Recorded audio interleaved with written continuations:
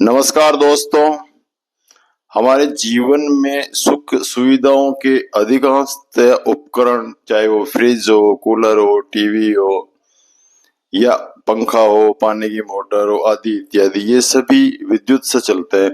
और विद्युत का जिस वैज्ञानिक ने आविष्कार किया उसका नाम है माइकल फेराडे।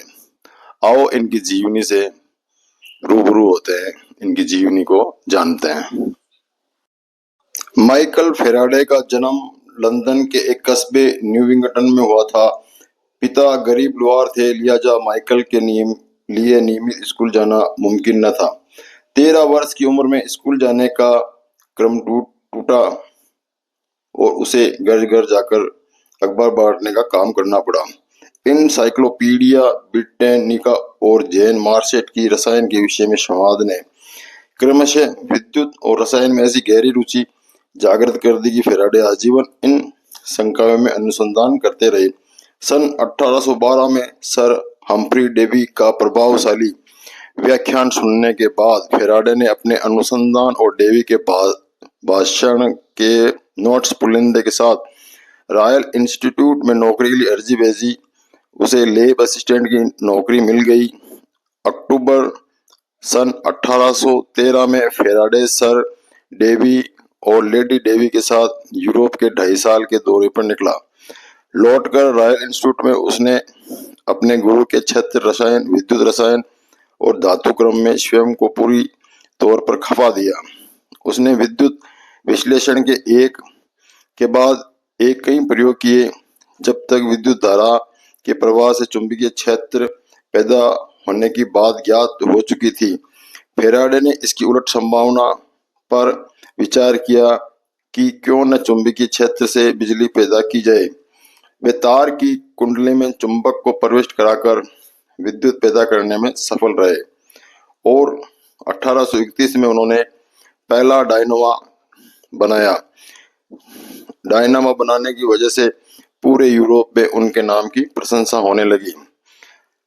बिजली घर और ट्रांसफार्मर फेराडे के सिद्धांत पर काम करते हैं।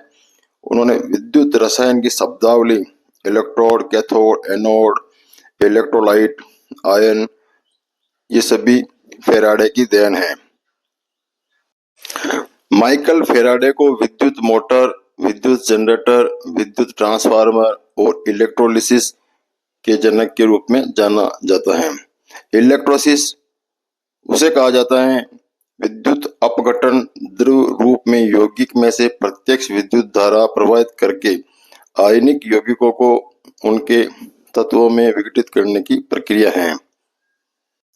विद्युत चुंबकीय प्रेरण नियम जो हमें यह अनुमान लगाने में मदद करता है एक चुंबकीय क्षेत्र विद्युत परिपथ के साथ किस प्रकार क्रिया करके विद्युत चालक बल उत्पन्न करेगा, इस परिघटना को विद्युत चुंबकीय प्रेरण कहते हैं। ये सभी फेराडे की देन है।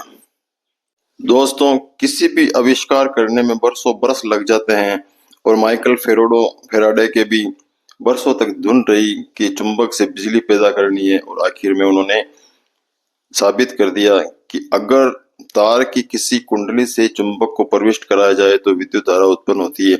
या आज जितनी भी दोस्तों आप मोटर हो, जनरेटर हो, इनका यही एक सिद्धांत है। इसी सिद्धांत पे वो काम करती है। जो आप बिजली घर, ट्रांसफार्मर वगैरह वो देखते हो, वो सभी फेराडे के ही सिद्धांत में काम करते हैं। ये थी दोस्तों माइकल फेराडे की जीवनी। दोस्तों, अगर आपको अच्छा लगा हो मेरा वीडियो तो इसे लाइक करिएगा और सब्सक्राइब करिएगा। Thank you for watching my video.